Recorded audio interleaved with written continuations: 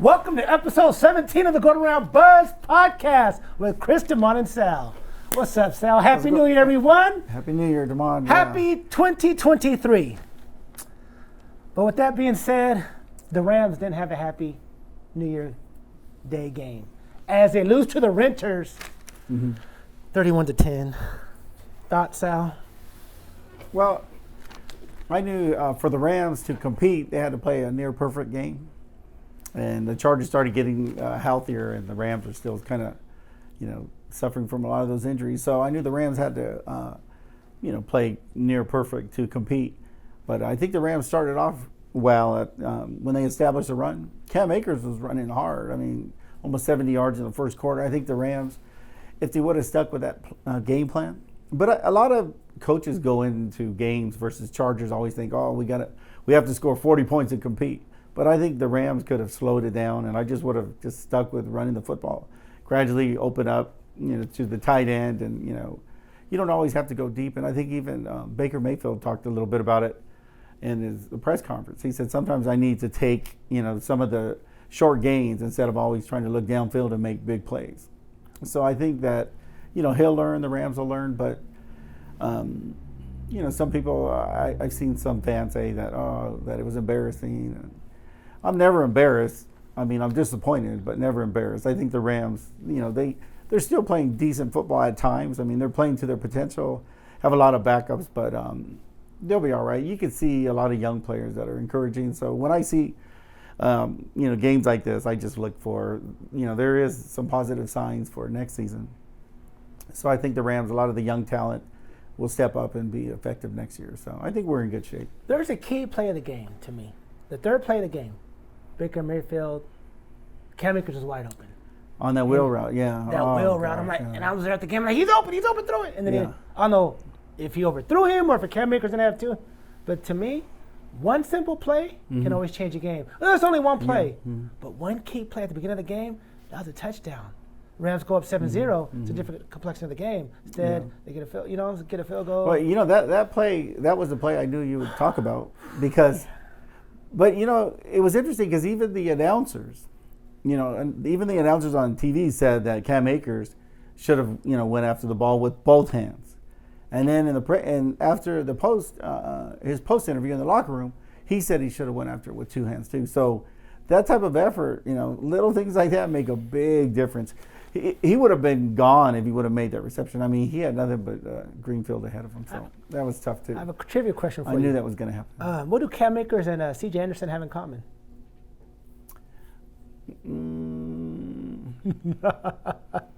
That's a good question.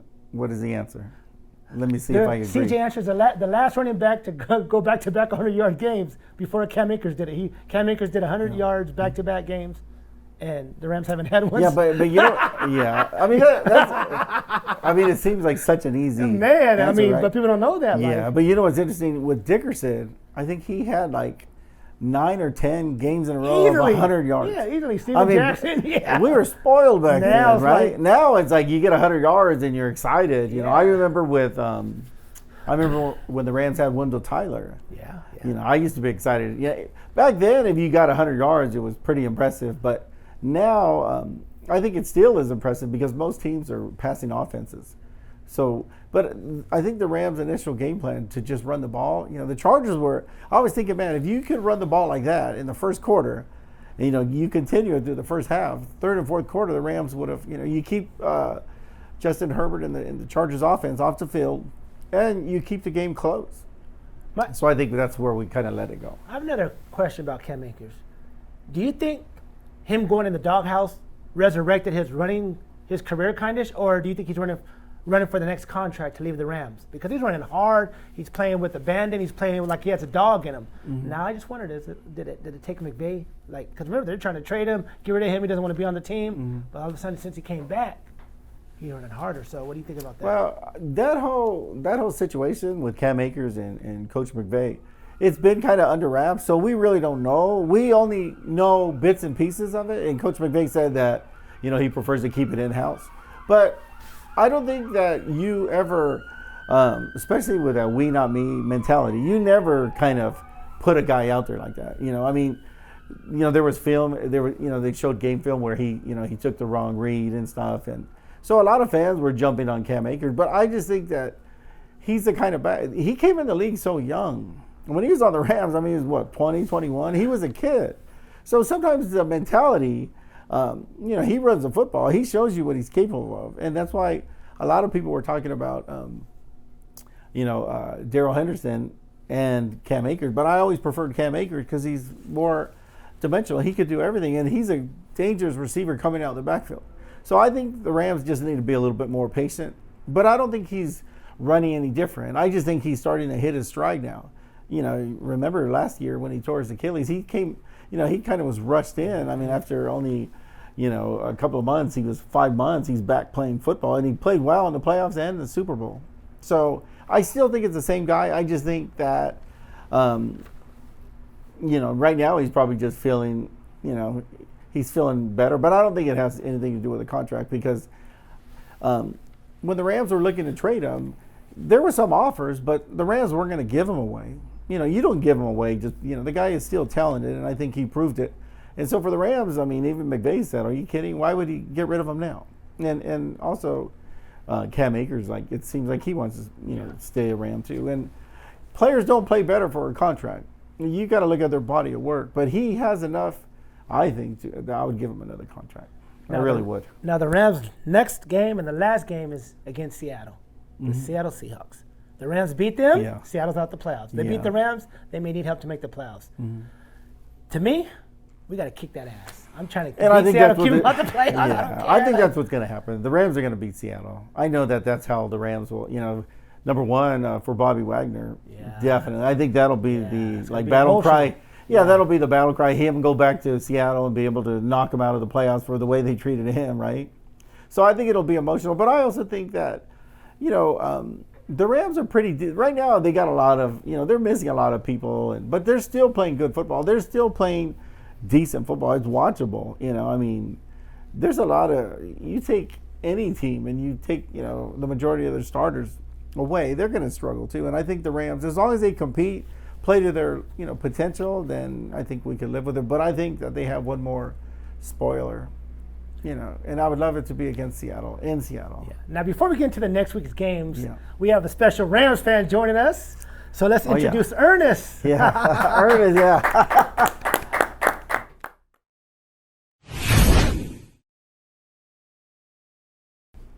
All right. So, Ernest. Pleasure, Sal. Thank you. Oh, definitely. Yeah. It's always interesting when I meet different Ram fans. But when I meet Ram fans that are really, really passionate, it always kind of knocks me back when to meet people that share the same passion and the history of the Rams, right? Right. So how did you become a Ram fan, and what year was it? Actually, 1978, my sister's boyfriend would always come to the house. He goes, "You need to be a Rams fan." And I was like, "Oh, okay, yeah, I'll think about it." But then I became a Rams fan. I didn't actually watch my first game until 1979. When he came back to the house and I was outside playing, with my football, he said, "You need to come in here and watch the game." And it just so happened they were playing the Denver Broncos. Oh, okay. And what was good about that, he told me, "I want you to pay attention to the way Denver runs their offense," because he was a Rick Upchurch fan. So man, he was exciting, wasn't he? Very excited. Yeah. So I watched how they ran the offense, and then I was watching how wide receivers would run their offense. Run the routes, yeah. Yes, because he played football at Hamilton High School where Warren Moon went.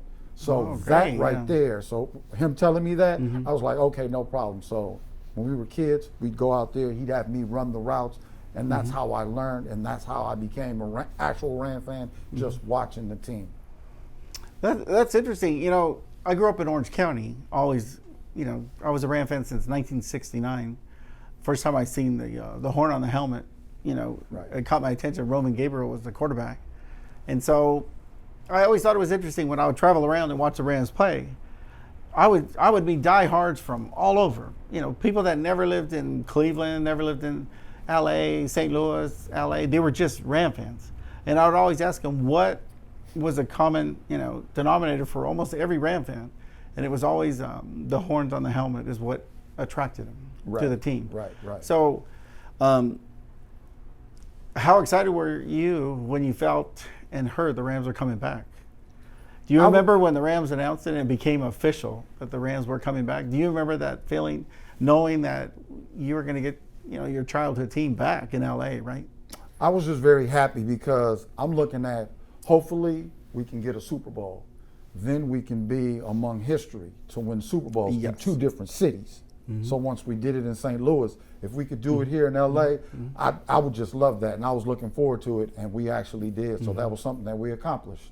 Yeah, that's nice. And the Rams won, Super Bowl didn't start till 1967. So the Rams won championship, NFL championship in Cleveland. Then they won one in LA, right, in 51. And then they won the Super Bowl in 99, 2000. And then they came out here and won, of course, Super Bowl 56. So the Rams have won everywhere they've been. They've won a championship. How exciting is it for you to see the Rams fan base start developing since they've been back? And you see a lot of new fans, you see a lot of old-time fans, right? And then you see a lot of young fans saying, you know what, like a lot of my customers said, my shop, I've had almost 30 years. So a lot of my customers are like, you know what, they said, I don't have a team. Or they said, I have a team, but whatever team comes to LA, that'll be my team. That'll be my second team. So some of them had teams that they grew up with, Cowboys or whatever. And then when the Rams came here, a lot of them said, I'll cheer for the Rams when they're not, because of you, I come to your shop. But I'll, when they play the Cowboys, of course, I'll cheer for my team. So I understand that. But you could see that the Rams fan base is really starting to grow. And it takes a while. I mean, it's hard. Everybody wants to be cheering for a winner, right? I remember when the Rams moved to St. Louis, I was there at the very first game at Busch Stadium. And it was strange seeing all these people wearing Rams gear, but I didn't recognize too many of them, right? So, I saw the Rams in 95, and then eventually they won in 99, 2000. So it takes a while to build a franchise and to build a fan base, but the Rams are doing all the things right. This is probably the best time for anybody to be a Rams fan. So you see it now, right? You're around it, you talk to people, and you hear the enthusiasm and the excitement about having a team that represents your hometown or your state. It's interesting. You don't realize how important it is till you travel around. When I'd go to St. Louis, people would always say, man, Sal, you're so lucky you're from LA. They're like, man, that's my dream to go to LA. And, so I even took more pride in being an LA Ram fan. And so, I enjoyed the years in St. Louis. They had a lot of success early, but then they kind of struggled. And for me, it was always like, no matter where the Rams went, I was going to still support them. Absolutely. But, my dream, I opened my shop in 94, the year the Rams left. So it was amazing that they left and then they actually returned 22 years later, and then they go to the Super Bowl, lose, and then go again and win. So that was nice. So really, I mean, and then to be able to hold the trophy from, the LA Rams' first ever Super Bowl, I mean, is amazing. Yeah. Yes. So I like meeting fans like you, longtime fans that, we could talk any era of Rams football. Absolutely. And you're knowledgeable. I can hear your passion, and so that's always cool. Oh yeah. So I enjoy that. Yeah. Right.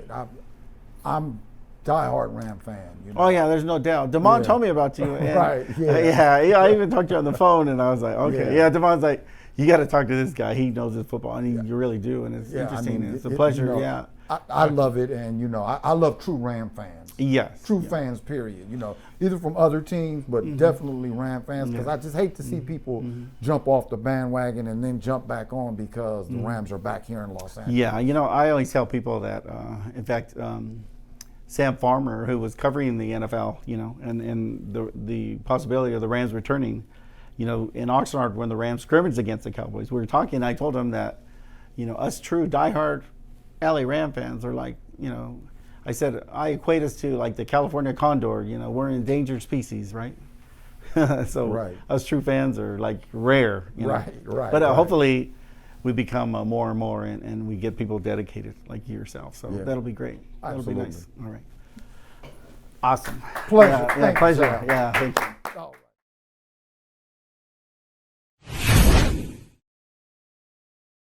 Hey, Sal, that was a good interview with Ernest. He knows the Oh, stuff, yeah, doesn't yeah, he, boy? yeah, Hey, so yeah. how I met Ernest, I met him via social media. Just we DM'd each other. He DM'd me. I hit him back. I said, hey, hit me up. That conversation lasted like an hour and a half, talking sports. I'm like, whoa. I was like, oh, my Lord. Just going back and forth, back and forth. I said, hey, man, come to my tailgate.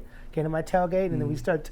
I was about to talk to him. I was like, no, I can't talk trivia on my tailgate because I ain't going to pay attention to my tailgate. So I said, I said, you got to meet this guy, Sal, our Sal. Remember I told you, you got to meet Ernest, and vice versa. Man, that was a good interview. Oh, thank you. You know, it's always interesting because whenever you meet another diehard Ram fan, it's almost like you meet a distant relative. Yeah. You know, you could talk about certain games and it'll put you right there at that game. And it's amazing when you're at a football game and, you know, when the Rams are playing, there's so many fans everywhere. And a lot of them share the same passion. So it's awesome when you meet someone like that. But yeah, Ernest definitely knows his Ram football, right? Way to go. Can't beat Way to that. go, Ernest. You know your football. That's right. Let's talk about the Week 17 recap. The Patriots keep their playoff hopes alive by beating the Dolphins 23-21. Tua suffers another concussion. He's done for the year. I wouldn't play him. I don't think the Dolphins make the playoffs. What do you think?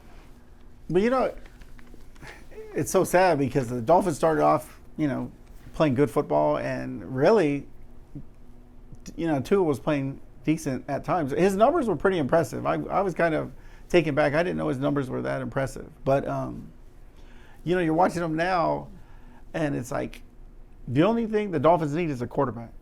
And now it's kind of funny, and it makes sense, but will it happen? Who knows? But they're actually talking about Tom Brady actually going to the Dolphins. I think that would actually be interesting. It sounds crazy on right now, but if Brady wants to play one more year, the Dolphins, all they need is a guy that can distribute the ball, who's been a winner. I think that he could actually, it'd be a one-year thing, but it'd be interesting to watch. I got a better quarterback for you. Who's that? A guy named Lamar Jackson from Florida. The Baltimore Ravens haven't signed his contract. From Florida, Lamar Jackson with Jalen Waddle and Hill. Man, because he can throw the ball, he can reach it to him, and then you don't know if he's going to run or throw it. He can reach him. Tua's arm is not as strong as Lamar Jackson's. But let me ask you this. So, with mobile quarterbacks, right, would you invest that kind of money in another mobile quarterback with what they had, you know, in the past? Concussions are a thing that I think a lot of teams in the NFL, they're going to start revisiting this stuff. Mobile quarterbacks are good. You know, when I was a kid growing up, you had scrambling quarterbacks. Well, same thing, right? No, a big difference. Because scrambling quarterbacks, they would stay behind the line of scrimmage. They're still looking downfield to make a play. They didn't take off and run. Some guy named Fran Tarkenton? Yeah, that's right. Francis, like Jack Youngboat would call him. But back then, they weren't looking to advance the ball, so they didn't take a lot of hits. I see these guys, that's why Josh Allen, some of these guys are taking hits that they're going to eventually, you know, it's going to come back to haunt them. You don't have to run the football. So I think that Lamar Jackson, he's fun to watch, but I don't know if I would, me personally, invest into a mobile quarterback. You see, Baltimore hasn't invested because they haven't re-signed him yet. So, Right. you know what I'm saying? Yeah, there's something there. Huh? The Giants make the playoffs for the first time since 2006. They beat the Colts. Jeff Saturday's done, right? He's not going to get rehired. I mean, it was a good publicity stunt. Hey, let's get this guy from ESPN, former offensive lineman. Come on, man. You blow the biggest lead in NFL history, and then you lose again to the chart, and then you lose it, and he's done. Like, yeah. Yeah. Isn't it interesting, though, when you see a lot of these, you know, these owners, there's a certain way to do things, right? I'm so glad that for the Rams, I mean, you have Stan Kroenke, we have a solid GM and a solid coach. You don't have to reach like that. There's a process that's done when you hire a coach. You just don't, put this guy to the front and hire a guy that used to be a former player. There's a lot of qualified coaches out there that would have probably done, a better job. And the same thing with Denver. I mean, one and done. Remember I told you that they will get rid of him. And you have to, because the GM will get fired next. The Eagles have lost 2 in a row now. They lose to the Saints 20-10. If they lose next week and the Cowboys win the division. With that being said, that the Eagles lost 2 in a row, do you think Jalen Hurts is still the MVP? That's a good question. I would probably say no. Me personally, I would probably say no. Who would you give it to? Who's looking pretty good? Aaron Rodgers. Right? I mean, everybody thought he was done. Everybody thought he was dead in the water, right? And he's starting to get his little mojo back. So I think if the Packers get in the playoffs, they could be interesting. Another team Packers may get in. Nobody wants to play the Packers. No. Another team nobody wants to play? Tampa Bay Buccaneers. They won the division by beating the Panthers 30-24. They win the NFC South. Yes. Tom Brady, as a 4 seed, is going to host either Dallas, Eagles, or possibly somebody else. Mm-hmm. Good luck. Going against Brady. In Yeah, Tampa. that's what I would Once say. the playoffs start, Brady's a different beast. That's what I would man. say. And also, Brady is just, he's so calm. You know, when teams go up against a guy like that, they panic, they press, and he just sits back and lets you, kind of Because remember, the Rams had him fall for that. 21-3, and then he's just like, okay, what? Oh, I'm down. Okay, let's time to get started. He's the coolest guy. Like he can be Yeah, on I've never seen DoorDash, anything like it. Grubhub during the game because he's so relaxed. I've never been a big Brady fan, but you got to give him his props. He is he is the greatest quarterback I've ever seen, and I've seen a lot of it, but I've never seen quarterbacks do what he can do. Now the Commanders, the Washington Redskins, they got eliminated, losing to the Browns 24-10. Does Ron Rivera come back? He needs to brush up on the rules first, right? I mean, We're that was eliminated? embarrassing. How you not know as a coach if you're going to be That's what I'm eliminated? or saying. not? You got to be, Come your on, head's dude, got to be in that's the game. basic. Yeah, and that got a lot of airplay. Everybody was Yes. laughing and stuff. But I like him as a coach. I think he did well. But really, I mean, I could see him not coming back, and I could see him coming back. There's really nothing. But I think that they got a lot of work ahead of them. They just got hot at the right time, and some of the teams, some teams kind of, made it easier for them to get in. But this year in the NFL, the parity is so great now. Everybody was talking about the Niners, and then they struggle with the Raiders, Talk about right? that. Yeah, we'll talk about that game right now, as a matter of So, fact. I mean, come on So they now. played, the Niners beat the Raiders 37-34 in Vegas. overtime. Looked like a Niners home game. So what bothers me is this. All these Niner fans are like, we take over your stadium. Okay, so for taking over stadium, do you get a participation trophy? Do you guarantee to win a Super Bowl? What do you get for taking over a stadium? Do they not know, Sal? Vegas and LA are travel destinations. Yes. I guarantee the Niner fans are not taking over Buffalo when they travel, not taking over these winter places. So why does everybody make a big deal of, we took over your stadium? Well, Like, I come always on, tell dude. people this. I don't care. Like, Yeah. it doesn't bother me. No, and it shouldn't. Everybody wants to come to California. Everybody wants to come to Southern California. Disneyland, SoFi, LA, Hollywood. Come on now. Vegas, you already know it's in Vegas because people get in trouble in Vegas. Exactly, So yeah. come on, man. Well, I think for the Raiders being in Vegas, that's the only place where the house doesn't win. Right? That's the only place in Vegas where the house doesn't win. Because the Raiders sure can't win there. No, huh? and then also as far as taking over stadiums, you can take over stadiums as long as you don't take over the scoreboard. That's all I worry about, right? And I told, to me, it's all, in the end, there's only going to be one Super Bowl champion, Thank you. right? And the Rams held it last year. Yes. So there's going to be 31 teams that are disappointed, Yes. and you're going to start right where the Rams started. Next year it's going to be, it starts all over again. So I always cherish every win, and that Super Bowl that the Rams won was, Yeah. we're still, defending champions. Even when Raiders fans say, we took over your stadium, I said, 1984? You haven't won a Super Bowl in almost 40 years? We won. Would you rather have a Super Bowl, or do you want the participation, the attendance award for the like nobody cares? Yeah, no one They're just saying in the cares, record books, hey, they took over SoFi. Everybody, here's a trophy. Come on, dude. But It's another thing nonsense. that's interesting is when the Rams were in St. Louis, I never seen a team take over St. Louis. Never.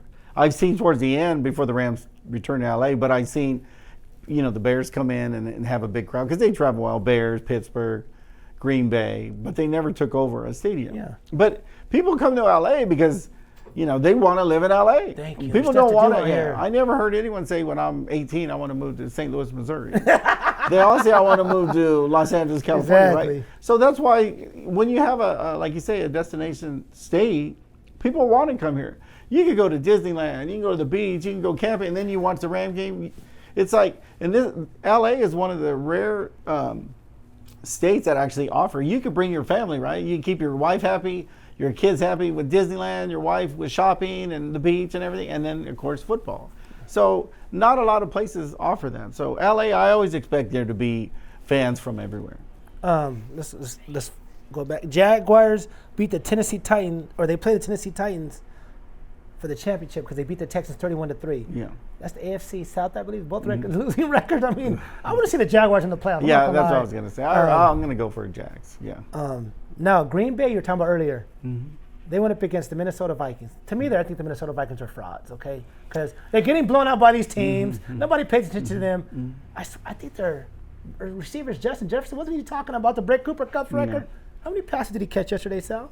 I think I caught more than he did. What did he have? I think he had one, right? Oh, one, okay. Counting the one others. catch for 15 yards. Yeah, I think counting all of them, he had one, right, for 15 yards, yeah. Is Jair Alexander the best cornerback in NFL? Or? He's one of the top, but I still would say Jalen Ramsey. I really would. And, you know, Raheem Morris said something, too. He said, like, a lot of the fans, they don't understand what he's asking Jalen Ramsey to do. He said, if you look at some of the stats, it looks like Jalen Ramsey gave up, like, 7 touchdowns. He said, really, he was only responsible for 2. But Ramsey's not the kind of guy to point fingers and nothing. He just takes it and lets the fans, say what they will. Well, a couple years ago, he pointed fingers. I think he pointed a punch at Taylor Rapp, as I recall, during the game. Didn't he punch Taylor Rapp and smack him on the head? Yeah, he did. So now he didn't have to point fingers. Well, fingers. He was playing right. He was playing off so far, right? Yeah. But that happens. But I still think Jalen Ramsey is still, like, the top corner. I would pick him over anyone. The Steelers kept their playoff hopes alive by beating the Ravens 16-13. The Steelers are now 8-8.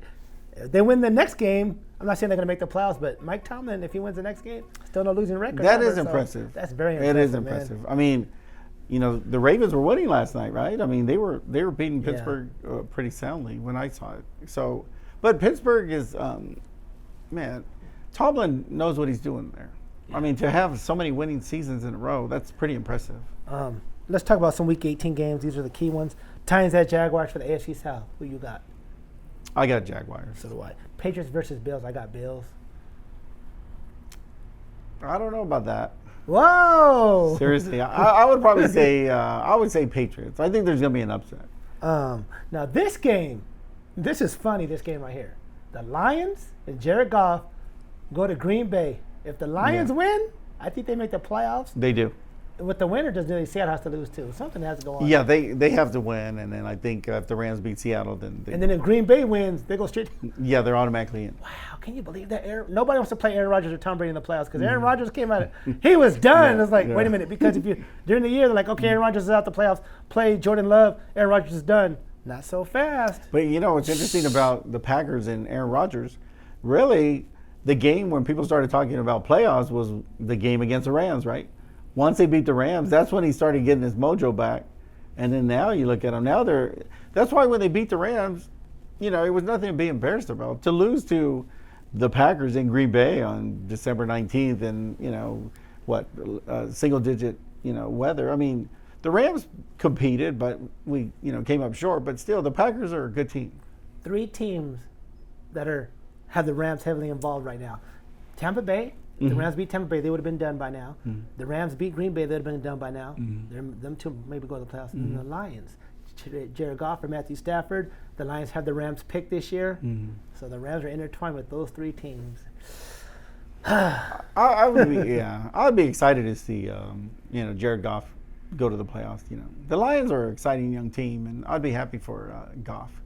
They should. I think they broke it down. The Lions lost like 5 games by like less than a touchdown or something like that. Yeah. They could be in the playoffs. They could have won the division, but hey, close only counts in They're horseshoes. scoring a lot of points. They scored a lot of points, but they lost. They lost to the Eagles, lost to the Bills. That's 2 victories right there. Well, I think their offense is ready for the playoffs, but their defense, they're starting to get. They'll get, with all the draft picks, they'll start getting key players, and they'll build that defense up, and then they'll be a balanced team. But I think Goff is playing some good football. So who you think is going to win that game? Lions or Packers?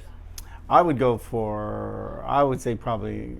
I would go for Lions. I think Lions will win. I think the Packers will win because it's in Green Bay, and I just don't see Jared Goff like handling the snow. Because last time we saw Jared Goff in the snow, a couple years ago in the playoffs, Boy, I was cold sitting on the couch. I was cold. That was a tough game. I'll never forget. That's when they put the camera on Aaron Donald. Remember that? Yeah, because he didn't play the whole game. He had tears rolling down his cheek. And at that point, I thought, you know what? And that was right after that. The Rams were quick to, to recommit and start. They weren't going to waste his career. Aaron Donald. So I was glad that the Rams were able to win it for Aaron Donald. Now the last game, Steelers versus Browns. I got the Steelers. I don't care about the Browns at all. Steelers win. Yeah, Steelers. I they have a think chance Steelers to make win. the playoffs too. So Yeah, I think Steelers win that easy. Yeah. With that being said, another episode of Going Around Buzz podcast. Big shout out to our guest, Ernest. LaBreaBakery.com. Make sure you get your bread, everybody. La Brea Bakery. Woo! Whose house? Rams house. See you at SoFi next year. Yeah. That's perfect.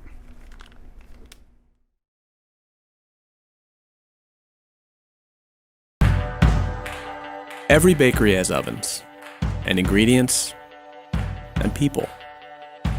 And because the first two are similar from one bakery to the next, it's that last one that makes all the difference.